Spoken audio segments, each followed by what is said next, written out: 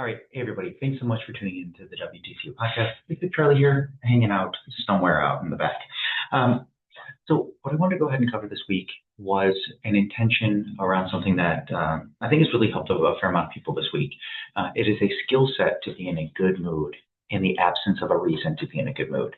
So I originally heard the quote from like Alex Hormozy or something like that.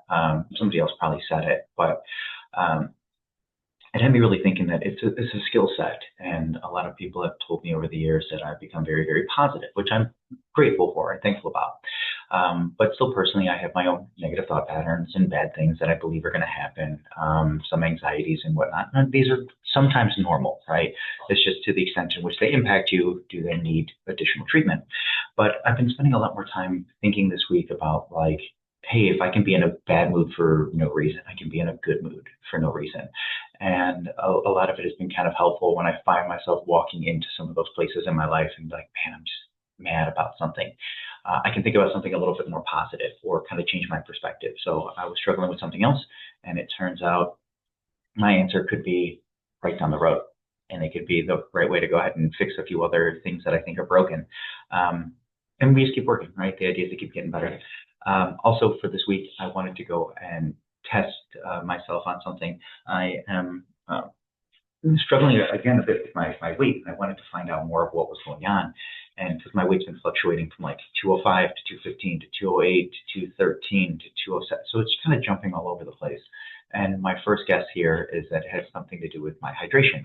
So what I'm trying to do for the next week is just get as much water into my system as I can, get as much salt into my system, retain as much water as my body believes that it needs, and then hopefully almost like water faster, just to basically cut some water and dehydrate a little bit, just to kind of see, what that impact is, and maybe I can start to balance out these levels again.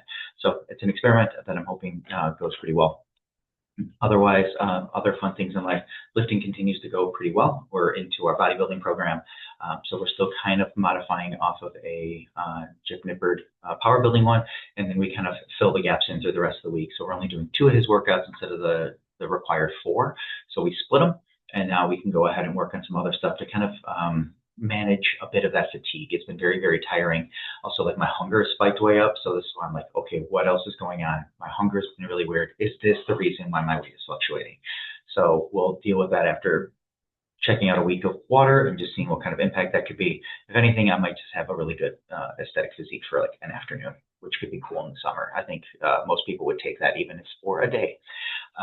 I think that's most of the stuff that I wanted to go ahead and cover for it. But you have every opportunity to put yourself into a good mood. Like it's a rainy-ish kind of yucky day, but like the stupid answer is like the plants are really happy. Sometimes it's just about your perspective. And on that note, good luck.